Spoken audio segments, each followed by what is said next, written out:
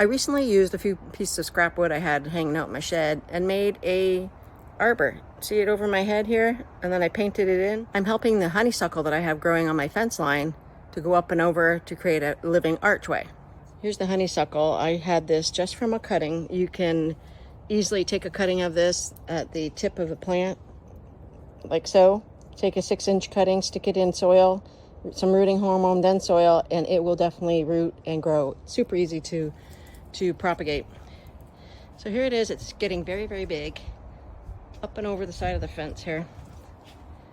So I want to put the bulk of that up onto the little arbor piece that I built real quickly. I'm using some string. Got a huge spool of string. I'm cutting, I don't know, probably 8-inch long pieces. And as I guide a length of the honeysuckle up to there, I'm tying it off so it will have a better opportunity to grab on and not fall down. And as I go, I'll prune back a little bit, clean it up, make it look pretty. So why am I using this twine? Because I know going forward, when this plant grows, it will eventually expand, and the diameter of the vine will grow, right? So this will actually break off away and it won't pinch off and strangle the vine as it's growing. So this specific honeysuckle is native here. It's called coral honeysuckle. What I've done so far is I pruned out some because the plant, you can see it's a really thick vine. It's only been here for 2 years. I'm gonna probably have to take a couple of those boards off. It's starting to girdle, pinch off the main line. So I'm gonna take one of these off so that the plant can continue to grow out. It can take over very quickly. I'm literally threading through a vine through what I've already brought through the top of the arbor. So just thread it through, and very gently, because you'll hear them click or a snap. So just, you want to go with what the natural bend of the vine wants to do itself. So I went through here because there's a bend to this right here.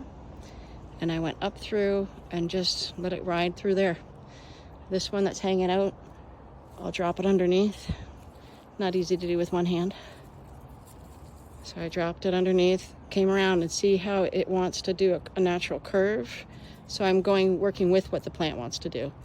Curve it up and under and tuck it there. It will continue to wrap itself around. And that's what I want.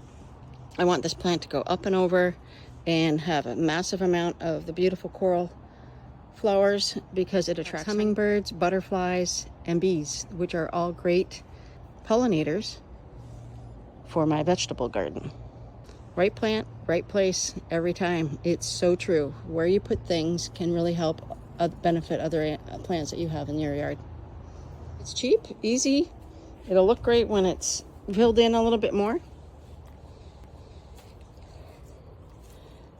Something easy to do, quick do-it-yourself tip. And now, you know.